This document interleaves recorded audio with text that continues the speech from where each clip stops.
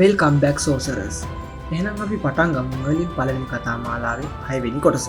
මේ කොටස නම් කරලා තිබුණේ A Remedy to Cure All Ills Not, සියලු රෝග සඳහා වූ ප්‍රතිකාරය කියලා. නම ඇහුවම මොකද හිතෙන්නේ?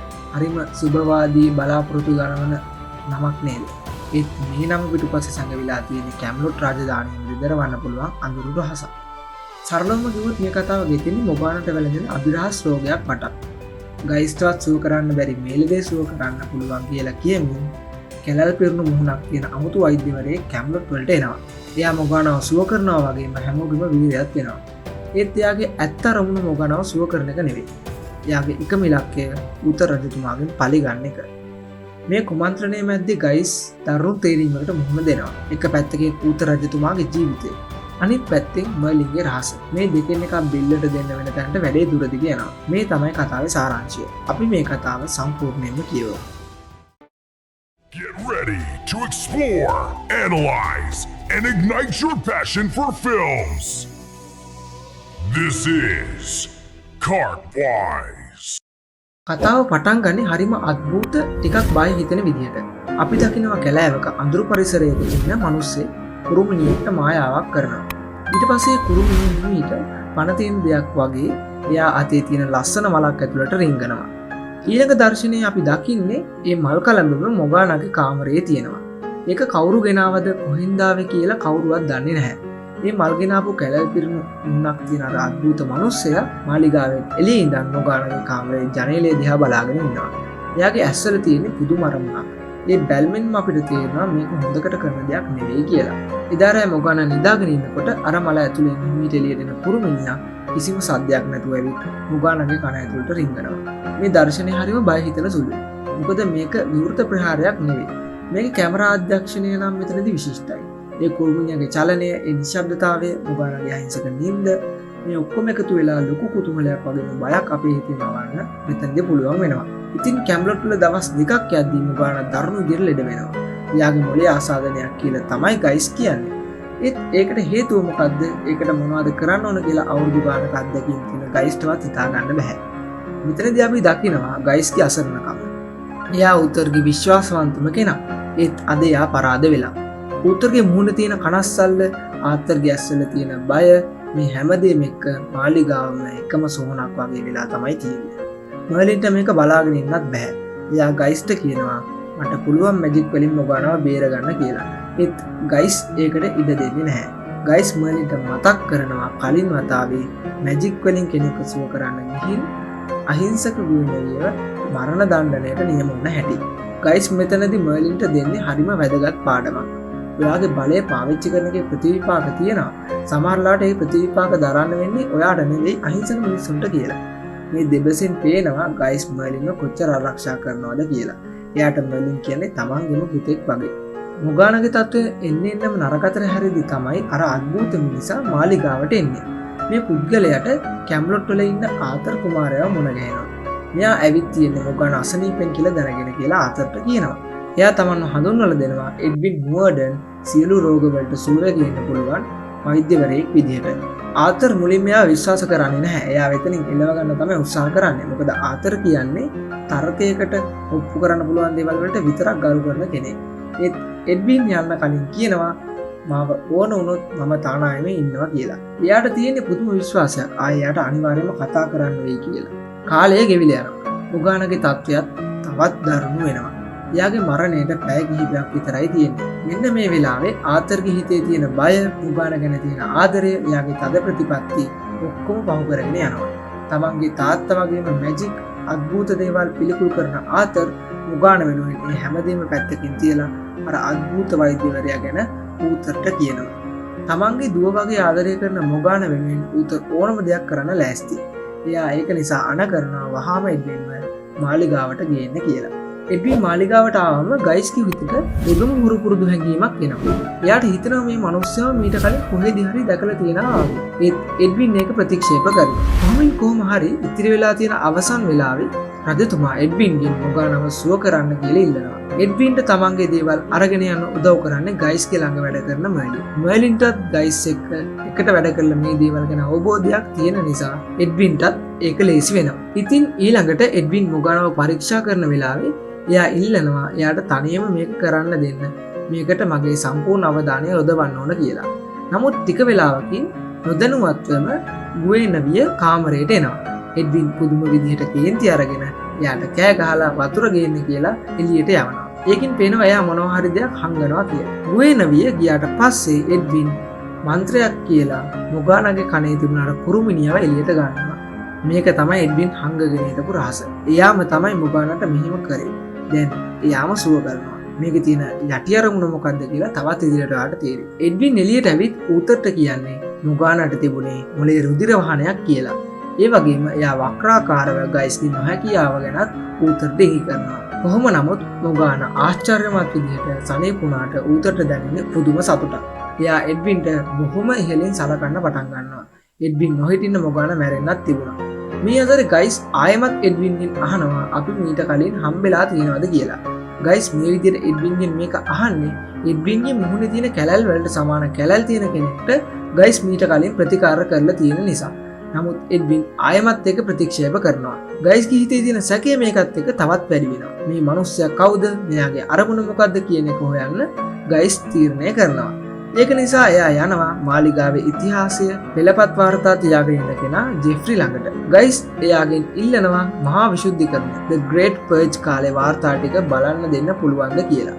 මේ ජෙෆ්රි ඒකට බය වෙනවා. මොකද එයා දන්නවා උත්තර රජතුමා මේ වාර්තා කාටවත් බලන්න දෙන්නේ නැහැ කියලා. මේ වාර්තාවල පැහැදිලිව සඳහන් වෙනවා පරණ මායාකාරයන් පිළිබඳ තොරතුරු සහ උත්තර අවුරුදු 20කට කලින් මායාවට විරුද්ධව කරපු හැම දෙයක්ම වගේ. අපි මේක ගැන තොරතුරුත් ඉදිරියේදී කතා කරමු. මේ අතරින් මර්ලින් එඩ්වින්ගේ බඩු බාහිරාදිය තියෙන කාමරයට යනවා. එයාට එතනදී හම්බ වෙනවා ලී පෙට්ටිය. ඒකේ පියන උඩ මායාමය සංකේත තියෙනවා. මර්ලින් ඒක ඇරලා බලනකොට ඒක ඇතුලේ ඉන්නේ මැරිච්ච කුරුමිනිය වගේ. ඒත් මර්ලින්ට තියෙන කුතුහලය නිසා එයා අර පියනේ ලියලා තියෙන මන්ත්‍රය කියවනවා. ඒක කියවුව ගමන් අර මැරලා හිටපු කුරුමිනිය ඔක්කොටම පණයනවා. මෙන්න මේ වෙලාවටම එඩ්වින් මෙතනට එනවා. ඒත් පුදුමයකට වගේ එඩ්වින් මර්ලින්ට බනින්නේ නැහැ.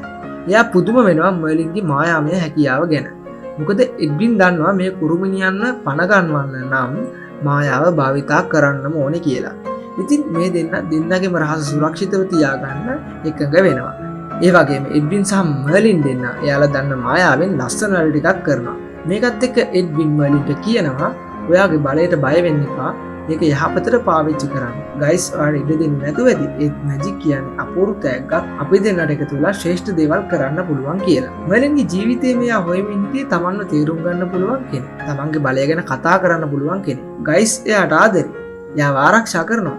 ඒත් ගයිස් හැම වෙලේම කියන්නේ ඔයාගේ බලය හංග ගන්න පාවිච්චි කරන්න එපා කියලා. ඒත් එඩ්වින් මේ වෙලාවේදී කියන්නේ ආත්පසින්ම විරුද්ධ කතාවක්. මර්ලින්ට පළවෙනි වතාවට හම්බ වෙනවා එයාගේ භාෂාවෙන්ම කතා කරන්න පුළුවන් කෙනෙක්. මේ අතරේ රාත්‍රී භෝජන සංග්‍රහයකදී එඩ්වින් හරිම සූක්ෂම විදිහට ඌතරගේ හිත වෙනස් කරනවා. එයා කියනවා ගයිස් දැන් වයසයි එයාගේ මතකේ හොඳ නැහැ කියලා. ඌතරගේ හිතේ ගයිස් ගැන සැකයක් ඇති කරන්න එඩ්වින් සමත් වෙනවා. මේකත් එක්ක ඌතර් එඩ්වින්ට කියනවා ගයිස්ගේ වාර්තා අරන් පොඩ්ඩක් හොයලා බලලා කියන්න පුළුවන්ද කියලා. ඒ වගේම ඌතර් එඩ්වින්ට කියනවා ඔයා මේ වෛද්‍යවරයෙක් විදිහට ඉන්න කැමති නැද්ද කියලා. මේකම තමයි එඩ්වින්ටත් ඕනේ. ඒත් එයා තව ටික කාලයක් ඉල්ලනවා රජතුමාගෙන් මේ ගැන හිතන්න. කොහොම නමුත් මේ අතරේදී ජෙෆ්රි ගයිස් විශ්වාස කරලා රහසින්ම අර පරණ වාර්තා පොත් ගයිස්ට ගෙනත් දෙනවා. ගයිස් ඒ ජෙෆ්රි දුන්න වාර්තා පෙරලගෙන යනකොට එයා හොයන දේ යාට හම්බ වෙනවා. එඩ්වින් මෝඩන් කියන්නේ බොරු නමක්. එයාගේ ඇත්ත නම වෙන එකක්. එයාගේ දෙමව්පියෝ ඌතරගේ The Great Purge කාලේ මරලා දාපු මායාකාරයෝ දෙන්නේ. ඒ දෙන්න ගයිස්ගේ පරණ යාළුවෝ. ගයිස්ට හැමදේම මතක් වෙනවා. එඩ්වින්ගේ මුහුණේ තියෙන කැලල් වලට පවා ගයිස්ම තමයි ප්‍රතිකාර කරලා තියෙන්නේ. ඒ හැමදේම එකිනෙකට සම්බන්ධයි. ඉතින් ගයිස් එදා රෑම එඩ්වින්ව හම්බ වෙන්න යනවා. ගයිස් එයාගේ ඇත්ත නම කියලා කතා කරනවා. මම ඔයාව දන්නවා, මම ඔයාගේ දෙමව්පියෝ දන්නවා. එයාලා මගේ යාළුවෝ කියලා ගයිස් එඩ්වින්ට කියනවා. මෙන්න මේ වෙලාවේ එඩ්වින්ගේ ඇත්ත ආවරණය ගැලවිලා යනවා. එයාගේ ඇස්වල තියෙන කෝපය, වෛරය, පරිගැනීමේ පිපාසය එළියට එනවා. එයා ගයිස්ට එයාගේ කැලල් පිරුණු මුහුණ පෙන්නලා කියනවා ඔව් මම තමයි ඒ. මගේ දෙමව්පියන්ව ගින්නට දාලා පුච්චනකොට මම එයාලව බේර ගන්න හැදුවා. මේ කැලල් ඒ ගින්නෙන් ආපු ඒවා. ඔයත් එතන හිටියා. ඔයත් මායාකාරයෙක්. ඒත් ඔයා එයාලව බේරගත්තේ නැහැ කියලා. මේ චෝදනාව ගයිස්ගේ හදවතට පිහියෙන් අනිනවා වගේ. එඩ්වින් ගයිස්ට තර්ජනය කරනවා ඔයා මේ ගැන කාට හරි කිව්වොත් මර්ලින් ගැන මම ඌතරට කියනවා කියලා. දැන් ගයිස් ඉන්නේ හිතා ගන්නවත් බැරි අමාරු තැනක. එක පැත්තකින් තමන්ගේ ජීවිත කාලයම සේවය කරපු තමන් පක්ෂපාතී වුණ ඌතර රජතුමා. අනිත් පැත්තෙන් තමන්ගේම පුතෙක් වගේ ආදරය කරන ලෝකයේම දෛවය වෙනස් කරන්න ඉපදුන මර්ලින්. ඌතර බේරගත්තොත් මර්ලින්ගේ ජීවිතය අනතුරුයි. මර්ලින්ව බේරගත්තොත් ඌතර මැරෙනවා. මේක තේරීමක් නෙවෙයි මේක මහා අව්‍යසනය. ගයිස්ගේ චරිතය නිරූපණය කරන රිචඩ් විල්සන් කියන නළුවගේ රංගනය මෙතනදී අති විශිෂ්ටයි. එයාගේ ඇස්වලින් මුහුණෙන් ගයිස්ගේ චරිතයට දෙන්න ඕන ඒ වේදනාව, ඒ අසරණකම, ඒ තෝරගන්න බැරිකම අපිට හොඳටම දැනෙන රඟපානවා. මේ තත්ත්වයේ යටතේ එඩ්වින් ඌතර රජතුමාව තව තවත් ගයිස්ට විරුද්ධව පොළඹවනවා. ගයිස් දැන් වයසයි, එයාගේ මතකය හොඳ නැහැ, එයාගෙන් වැඩක් නැහැ වගේ දේවල් එඩ්වින් ඌතරට කියනවා. ඉතින් මේ දේවල් එක්ක ඌතර රජතුමා තීරණය කරනවා ගයිස් දැන් විශ්‍රාම ගත්ත නම් හොඳයි කියලා. කොහොම නමුත් තමන් කරන දේ හිතා ගන්න බැරුව ඉන්න ගයිස් මේ ප්‍රශ්නෙත් අරගෙන යන්නේ මහා මකර කිල්ගාර ගාවට. මකර කියන්නේ හරිම කූට අනාගත දකින කෙනෙක්. එයා ගයිස්ට කියනවා මර්ලින්ගේ දෛවය තමයි ආතර් එක්ක එකතු වෙලා ඇල්බියන් එක්සසත් කරන එක.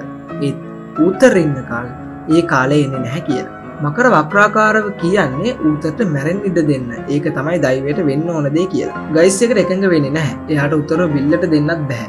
එතකොට මකර කියනවා එහෙනම් ඔයා ඉස්සර කරා වගේම මේ පාරත් මේව නොදැක්ක වගේ ඉන්න කියලා. ඒ කියන්නේ ගයිස්ගේ පරණ යාළුවෝ ඌතර නිසා මැරෙනකොට හිටියා වගේ මේ වෙලාවේ ඌතර මැරෙන එකත් බලාගෙන ඉන්න කියලා.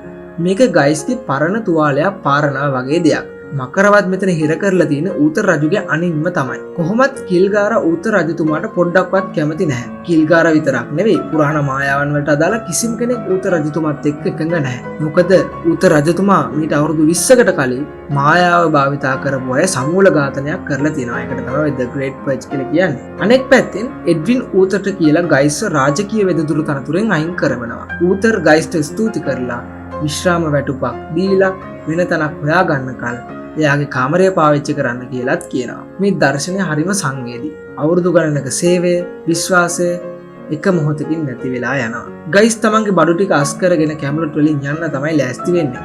එයා මර්ලින්ට සමුදෙන වෙලාවේ කියනවා අපි දෙන්න තාත්තයි පුතායි වගේ හිටියේ. ඔයාගේ දෛවය ගොඩක් වටිනවා. ඒක අමතක කරන්න එපා කියලා. ගයිස් මාලිගාවෙන් එළියට යනකොට එයාට ගුවෙනවියව හම්බ වෙනවා. ගුවෙනවිය කියනවා එයාට එඩ්වින්ව කොහොමත්ම විශ්වාස නැහැ කියලා. ගුවෙනවියගේ චරිතයේ තියෙන විශේෂත්වය තමයි ඒක. එයා සාමාන්‍ය මිනිස්සෙක් වුණාට එයාගේ සහජ බුද්ධිය හරිම තියුණුයි. එයාට මිනිස්සුන්ගේ ඇතුළාන්තය තේරුම් ගන්න පුළුවන්. ඒත් ගයිස් අසරණයි. එයා කියනවා මට ඒකට කරන්න දෙයක් නැහැ කියලා. දැන් එඩ්වින්ගේ සැලැස්ම ක්‍රියාත්මක වෙනවා. එයා ඌතරට ගයිස් දීපු බෙහෙත් වෙනුවට අලුත් බෙහෙතක් නිර්දේශ කරනවා. ඌතර ඒක බීපු ගමන් එයාගේ මුළු ඇඟම පණ නැති වෙලා යනවා. කතා කරන්නවත් හෙලවෙන්නවත් බෑ. එඩ්වින් මේ වෙලාවේ මායා බලයෙන් අර කුරුමිනියෙක්ව ඌතරගේ කන ඇතුළට දානවා. ඒ වගේම එඩ්වින් ඌතරට කියනවා මේ හැමදේම එයාගේ දෙමව්පියන්ව මරපු නිසා කියලා. ඉතින් මාලිගාවෙන් එළියට ගියත් ගයිස්ට තමන්ගේ හෘද සාක්ෂියට එකඟව ඉන්න බෑ. එයාට ඌතරව මැරෙන්න දෙන්න බෑ. එයා ආයෙමත් ඒක නිසා මාලිගාවට එනවා. එයා එඩ්වින්ට කියනවා මම ඔයාට ඌතරව මරන්න දෙන්නේ නැහැ කියලා. එතකොට එඩ්වින් අහනවා ඇයි එහෙනම් ඔයා මගේ දෙමව්පියන්ට උදව් නොකළේ කියලා. මේකත් එක්ක මෙතනදී ගයිස් ඇත්ත හෙළිදරව් කරනවා. ඒ තමයි එඩ්වින්ගේ දෙමව්පියෝ භාවිතා කරලා තියෙන්නේ අඳුරු මායාවන්. ඒක වැරදි නිසා තමයි ගයිස් එයාලට විරුද්ධ වෙලා තියෙන්නේ. මේකෙන් පේනවා ගයිස් හැම වෙලාවෙම ඉඳලා තියෙන්නේ හරි දේ පැත්තේ කියලා. ඒත් එඩ්වින් එයාගේ සැලසුම විනාශ කරන්න ගයිස් ඉඩ දෙන්නේ නැහැ. එයා මායාවෙන් ගිනිවලක් මවලා ගයිස් හිර කරනවා. මෙන්න මේ වෙලාවේ තමයි ආතර් දැනගන්නේ එයාගේ තාත්තටත් මුගානට හැදුණු ලෙඩේම හැදිලා කියලා. ඉතින් ඒකත් එක්ක ආතර් මර්ලින්ව යවනවා කොහෙන් හරි එඩ්වින්ව හොයාගෙන ඉන්න කියලා. ඉතින් ඊට පස්සේ මර්ලින් එනවා එඩ්වින්ගේ කාමරයට. මර්ලින් එඩ්වින්ගේ කාමරයට ආවට පස්සේ ගයිස් මර්ලින්ට හැම ඇත්තක්ම එඩ්වින් ගැන කියනවා. එඩ්වින් කියන්නේ කවුද, එයාගේ අරමුණ මොකක්ද කියලා මර්ලින්ට කියනවා. මේ වෙලාවේදී එඩ්වින් අපි දෙන්න එකතු වෙලා මේ රාජධානිය පාලනය කරමු කියලා මර්ලින්වත් එයාගේ පැත්තට නම්ම ගන්න උත්සාහ කරනවා. ඒත් මර්ලින් තෝරගන්නේ බලය නෙවෙයි. එයා තෝරගන්නේ හරි දේ. එයා තෝරගන්නවා ගයිස්. ඉතින් මර්ලින් අකමැති වුණ නිසා එඩ්වින් බිත්තියේ තිබුණ පොරවකට මායාවක් කරලා මර්ලින්ගේ පැත්තට එවනවා. ඒත් මර්ලින් තමන්ගේ බලයෙන් ඒ පොරව නවත්තලා ආපහු එඩ්වින්ගේ පැත්තටම හරවනවා. ඒ පොරව වැදිලා එඩ්වින් එතනම මැරලා වැටෙනවා. මේ සටන හරිම කෙටි. ඒත් මර්ලින් පළවෙනි වතාවට තමන්ගේ බලය කෙනෙක්ව මරන්න පාවිච්චි කරනවා. ඒ තමන්ව සහ තමන් ආදරය කරන කෙනෙක් බේරගන්න. එඩ්වින් මැරුණට පස්සේ තමයි දෙන්නට මතක් වෙන්නේ ඌතර් ගැන. යාලා දුවලා ගිහින් බලනකොට ඌතර ඉන්නේ මරණාසන්නව. ගයිස් කියනවා මර්ලින් ඔයාට විතරයි දැන් රජතුමාව බේරගන්න පුළුවන්. ඔයාගේ මැජික් පාවිච්චි කරන්න කියලා. මර්ලින් දෙපාරක් හිතනවා. තමන් මායාවක් කරනවා දැක්කොත් මරලා දාන, තමන්ගේ වර්ගයාවම විනාශ කරපු මිනිස්සයව තමන් බේරගන්න ඕනද? මේක තමයි මර්ලින්ගේ දෛවයේ තියෙන ලොකුම උත්ප්‍රාසය. එයා ඉපදිලා තියෙන්නේ තමන්ව මරන්න හදන කෙනාව ආරක්ෂා කරන්න. ගයිස්ගේ බල කිරීමට මර්ලින් තමන්ගේ බලය පාවිච්චි කරලා ඌතරගේ කනේ ඉන්න කුරුමිනියව අයින් කරනවා. ඒකත් එක්ක ඌතර සුවපත් වෙනවා. කතාව අවසානයේදී ඌතරට සිහියාම එයා හිතන්නේ එයාගේ ජීවිතේ බේරුවේ ගයිස් කියලා. එයා ගයිස්ගෙන් සමාවත් අරගෙන ආයෙමත් රාජකීය වෙදදුරු තනතුරට ගයිස්ව පත් කරනවා. ඒ විතරක් නෙවෙයි එයාව කැම්ලට් පුරවරයේ නිදහස් පුරවැසියෙක් බවට පත් කරනවා. අන්තිම දර්ශනයේදී ඌතර ගයිස්ට පෞද්ගලිකව කියනවා මායාවට විරුද්ධව කරන මේ සටනේදී මට විශ්වාස කරන්න පුළුවන් එකම මිනිස්සයා ඔයා විතරයි කියලා. මේක කොච්චර ලොකු විහිළුවක්. තමන්ගේ ජීවිතේ බේරගත්තේ මායාවෙන් කියලා බව ඌතර දන්නේ නැහැ. දැන් අපි යමු මේ කතාවේ හැංගිලා තියෙන දේවල් ගැන කතා කරන්න. මේ කතාවේ තියෙන ලොකුම ඉස්ට් එකක් නැත්තම් රහස් සිංහියක් තමයි ජෙෆ්රි ඔෆ් මන්මවුත් කියන චරිතය. ඔයාලා දන්නවද ජෙෆ්රි ඔෆ් මන්මවුත් කියන්නේ ඇත්තටම 12 වෙනි සියවසේ ජීවත් වුණු බ්‍රිතාන්‍ය ඉතිහාසඥයෙක්. ආතර් රජතුමාගේ කතාව, මර්ලින්ගේ කතාව මුලින්ම ලෝකෙට ප්‍රසිද්ධිය ලියපු කෙනෙක් තමයි එයා. ඉතින් මාලිගාවේ ඉතිහාසයේ ලියන වාර්තා තියාගන්න චරිතයට ඒ නමම දාපු එක මේ කතාව හදපු අය අපි වගේ රසිකයන්ට දීපු ලස්සන තෑග්ගක් වගේ. ඊළඟට එඩ්වින්ගේ මුහුණේ තියෙන කැලල්. ඒකත් නිකම්ම කැලල් නෙවෙයි. එයාගේ අතීතයේ තුවාල. එයාගේ හිතේ තියෙන වේදනාවේ, පරිගැනීම්, පිපාසාවේ භෞතික ස්වරූපය තමයි ඒ. ඒ කැලල් තමයි එයාගේ සම්පූර්ණ චරිතයම නිර්වචනය කරන්නේ. ඒ වගේම මේ කතාව ගයිස්ගේ චරිතයට විශාල ගැඹුරක් එකතු කරනවා. අපි මෙතෙක් කතාමාලාවේ ගයිස් දැකේ මර්ලින්ගේ උපදේශකයා විදියට. ඒත් මේ කතාවේදී අපි එයාගේ අතීතය, එයාගේ පසුතැවීම්, එයාගේ දුර්වලකම් දකිනවා. අවසාන වශයෙන් මේ කතාව අපෙන් අහන ලොකුම ප්‍රශ්නය තමයි පලි ගැනීම සාධාරණද කියන එක. ඉතින් ඒ ප්‍රශ්නේ ඉතිරි කරලා මේ එපිසෝඩ් එකත් මෙතනින් ඉවර වෙනවා. ඊළඟට අපි මර්ලින් කතාමාලාවේ තවත් රසබර වැඩසටහනකින් හමු වෙමු. Peace.